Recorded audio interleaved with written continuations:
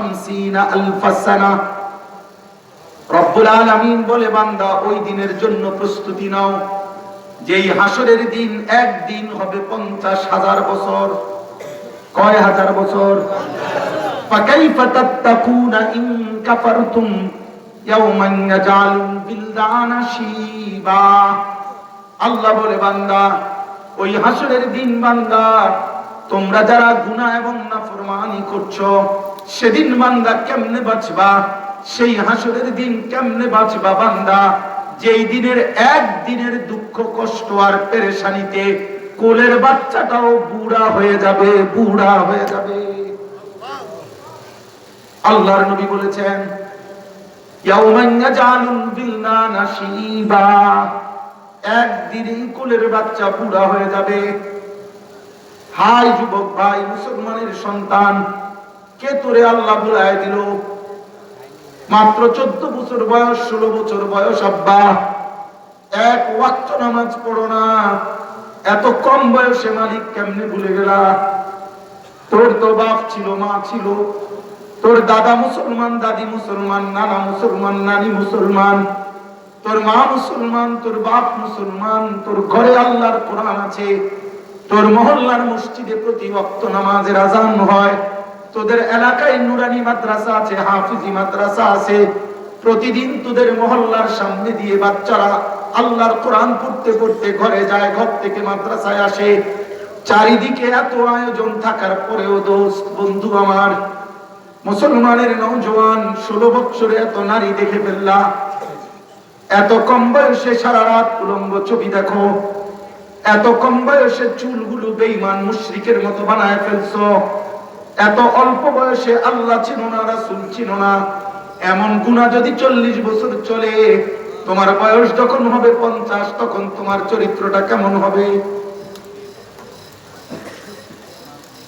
আপনারা ভাবেন মিয়া, আরে মানুষের উপরে ফিকির করে, খাট পালং আর সোফা ফার্নিচার বাদ দেন, এগুলা বাদ দেন, এটি এমনি হইল, এটি প্রত্যেকের ঘরে আছে। আপনাদের আফসোস আজকে বাবা, আপনারা আপনাদের ছেলের দিকে নজর দিচ্ছেন না। আপনার সোফাইটা 1 নম্বর কাঠ, কিন্তু আপনার ছেলে তো 2 নম্বর। আপনি মানুষের দ্বারা সোফা দেখেন কিন্তু আপনার বিল্ডিং এর ইট 1 নম্বর ইট। আমি বুঝছি 10 তলা ভবনের মধ্যে কোনো 2 নম্বর ইট নাই, 10 তলা ভবনের মধ্যে কোন রকমের 2 নম্বরই কোনো মালামাল। আমার একজনে বলছে, হুজুর 10 তলা বিল্ডিং এর মধ্যে একটা বালু এমন নাই যে বালুটা ধুইয়া কাজ করছি না, মানে বালুটা ধুইয়া দিছে, বালু ধুইয়া এরপরে কাজ করছে। আমি বুঝি আল্লাহর মেহেরবানি, বালু ধুইয়া দিছে যাতে বালুর মধ্যে কোনো বালু না থাকে।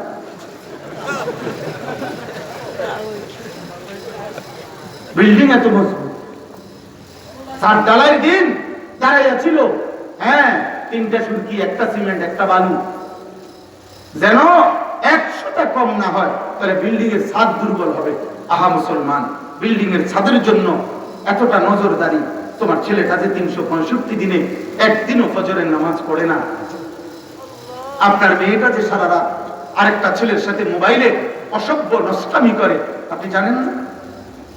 আপনার 16 বছরের মেয়েটা যে 1 ঘন্টা ধরে সাইজা গুইজা এরকম 8-7 কাপড় পরে ওই যে বাইরে যায়, আপনি বুঝেন না? ওই কোন জানোয়ারদেরকে দেখাইতে যায়? মানুষরূপী জানোয়ার ছাড়া ওর দিকে লোলক দৃষ্টিতে তাকায় কারা? আপনি বুঝেন না? আপনি জানেন না? আপনার বিবেক নাই? আপনার স্ত্রী আজকে 20 বছর ধরে পর্দা করে না, আপনি কিসের পুরুষ, কিসের স্বামী, কিসের মুসলমান? যার ঘরে আজকে 30 বছর প্রত্যেক দিন রঙিন টেলিভিশনে নর্তকী নাচে, নাটক সিনেমায় নর্তকী নাচে, ঘরের বিবি বাচ্চা নাতি নাতনি একসাথে বসে যারা টেলিভিশন দেখে, খোদার কসমে কোরআন হাতে বললাম, আসমানের নিচে জমিনের উপরে ওই মানুষগুলো ভদ্রতার মুখোশধারী, সবচেয়ে বেগায়রত, লাজ লজ্জাহীন, আত্মসম্মানহীন, যাদের উপস্থিতিতে তাদের অপ্রাপ্ত বয়স্ক বাচ্চা ছেলে মেয়ে নাতি নাতনি একসাথে টেলিভিশনে নর্তকী দেখে, নাচ গান দেখে, উলঙ্গ ছবির মহড়া দেখে, এরা বেগায়রত, আত্মসম্মান, আত্মমর্যাদাহীন মানুষ। এরা আপনার কোনো লজ্জা নাই, আত্মসম্মান। আখিরাত ভুলে গেছেন সবাই, আল্লাহ ভুলে গেছেন, মালিক ভুলে গেছেন, হালাল হারাম ভুলে গেছেন, আখিরাত ভুলে গেছেন, খাইয়া বইরা ভালো আছেন। আমার একদিন আমি এক চাচারে জিজ্ঞাসি, চাচা কেমন আছেন? আল্লাহ ভালো রাখছে। কেরুম বালা? কন্যা চাচা, আল্লাহর রহমতে তারা 3 জন বিদেশ, 4টা মাইয়া বিয়ে দিছি, হুজুর দোয়া করবেন। এখন বিল্ডিং করছি 4 রুম, ভিতরে 2টা বাথরুম। ওই যে আল্লাহর রহমতে হুজুর সব দি রুমে টাইলস, বাথরুম দিও টাইলস। সুবহানাল্লাহ, আল্লাহ ওনারে কত বড় নিয়ামত দিয়েছে। উনি বাথরুমে পর্যন্ত টাইলস লাগাইছে। আর কি জীবনে ওনার তো জীবন সার্থক। ওনার পূর্বপুরুষ মাটিতে পেশাব করতো, আল্লাহর রহমতে এখন উনি টাইলসে পেশাব করে। এরপরে আর জীবনের আর কি লাগে? রাস্তার লগে কিন্তু জায়গা লুচি, ব্যাংকে পড়ে টাকাও জমাই, আল্লাহর কাছে যা চাইছি আল্লাহ দিচ্ছে। মাশাআল্লাহ, মাশাআল্লাহর কাছে টাইলস চাইছে, টাইলস দিছে। বালতি চাইছে, আল্লাহর কাছে বালতি দিছে। প্রত্যেকটা বাথরুমের লোকে একটা বোতলের মগ দিছে, প্রত্যেক বাথরুমে একটা বদনা দিছে। এরপরে প্রতিটা খাটের লোকে একটা তোষক, 2টা করে বালিশ, আল্লাহ তো দিছে। ওনার জীবনের স্বপ্ন ছিল এগুলা, খালাস দুনিয়া মিলাই গেছে, এই নিয়ে উনি তৃপ্ত। আহা, আখিরাত। আপনার 3 ছেলে নামাজ পড়ে তো, আপনার 4টা মেয়ে পর্দা করে তো, আপনার 3 ছেলের বউ পর্দা করে তো, আপনার ঘরে প্রতিদিন 6 জন মানুষ ঘুমায়, সকলে ফজরের নামাজ পড়ে তো, আপনার ঘরে 8 জন মানুষ সকলে আল্লাহর কোরআন দেখে দেখে পড়তে পারে তো, আপনার ঘরে 4 জন মানুষ উপার্জন করে, ওরা প্রত্যেকে হালাল হারাম বোঝে তো? বলে এগুলো কেউ জিজ্ঞেস করবে না আখিরাতে? কথা বলেন না, এগুলো আখিরাতে জিজ্ঞেস করবে কি না? বলে তো আমি আপনি মিলে গেলে হলো কি?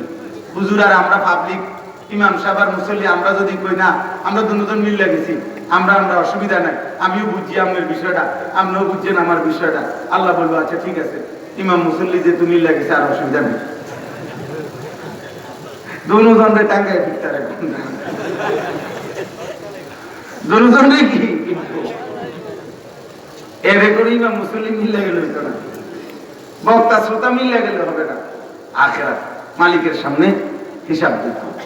অতএব আজকে আমি এতগুলো কথা বলার অর্থ হইল জীবন চলার পথে আপনাদের প্রত্যেকের কাছে বিনীত অনুরোধ, এবার আমি আমার আয়াতগুলোর তর্জমা বলি, তাইলে আমার কথা শেষ।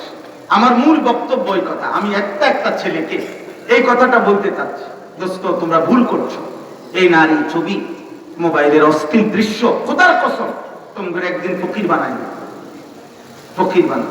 মনে রাখো, একটা ছেলে হলো, মনে রাখো, যাদের চুল বেঈমানের মতো, যারা 24 ঘন্টা নারী দেখে অভ্যস্ত, যারা 1 ওয়াক্ত সেজদা দেও না। মনে রাখো আব্বা, এই নাফরমানি অবস্থায় যদি মৃত্যুবরণ করো, তাহলে এই পৃথিবী কোনোদিন কোন জানোয়ারও তোমার নাম নেবে না। মনে দুনিয়া ভোগ করতে পারবা, এ খাইবা, ঘুম যাইবা, পেশাব করবা, লজ্জা স্থানের চাহিদা পূরণ করবা, নারী দেখবা, উলঙ্গ ছবি দেখবা, হারাম বীর্যপাত করবা, আখিরাত দুনিয়া ভোগ করে লাগ। মনে রাখো আব্বা, ফেরাউন দুনিয়া ভোগ করছে, ফেরাউন বাদশা ছিল, ফেরাউন 40 বছর, আমরা তাফসীরে পড়ছি, 40 বছর ফেরাউনের কোনদিন সর্দি, কাশি, জ্বর, মাথা ব্যথা হয় নাই। ফেরাউন দুনিয়া ভোগ করছে, কিন্তু আল্লাহর নাফরমান দুনিয়া থেকে বিদায় দিছে। আজ হাজার হাজার বছর পরেও পৃথিবীর মানুষ কোন কুত্তার নামও ফেরাউন রাখে না। কুত্তার নামও নাই, কুত্তার নাম। নমরুদ এই নাম মানুষ কোন কুত্তার নামও রাখে না। আবু জেহেল এটা কোন কুত্তার নামও নাই, আবু লাহাব এটা কোন কুত্তার নামও নাই। কিন্তু 1450 বছর আগের এক কালো নিগ্রু গোলাম, হাবশি কালো গোলাম আল্লাহকে সেজদা দিয়ে রাজি করেছে, নবীর ভালোবাসা নিয়ে কবরে গেছে। 1450 বছর পরেও লক্ষ কোটি ইমানদার সন্তানের নাম বেলাল আজও আছে। বেলাল আছে না? এই মনে রাখবেন।